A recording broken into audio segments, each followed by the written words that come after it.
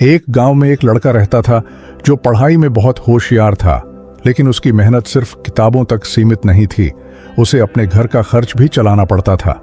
रोज सुबह वह खेतों में काम करता, मेहनत की धूप सहता और फिर शाम को घर लौटकर थकी आंखों से पढ़ाई करता।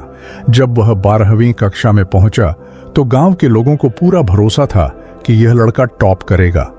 सबको उसकी लगन और समझदारी पर विश्वास था। आखिरकार परीक्षा का समय आया और उसने पूरी ईमानदारी से परीक्षा दी। लेकिन जब रिजल्ट आया तो एक विषय में फेल होने की वजह से वह सफल नहीं हो पाया। गांव वालों को यह खबर मिली तो उनके ताने और मजाक शुरू हो गए।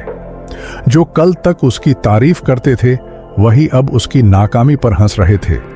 रास्ते में कोई मिलता तो ताना देता, अरे होशियार लड़के, फेल कैसे हो गया।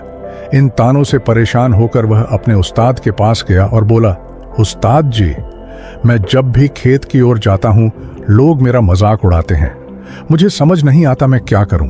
उस्ताद ने मुस्कुराते हुए कहा, एक काम कर, कल एक बड़ा लोटा दूध से भरकर उसी रास्ते से निकलना और ध्यान रखना कि दूध की एक भी बूंद नीचे न गिरे। लड़के ने उस्ताद की बात मानी और अगले दिन वही किया। जब वह रास्ते से गुजरा तो उसकी नजरें सिर्फ उस लोटे पर थीं।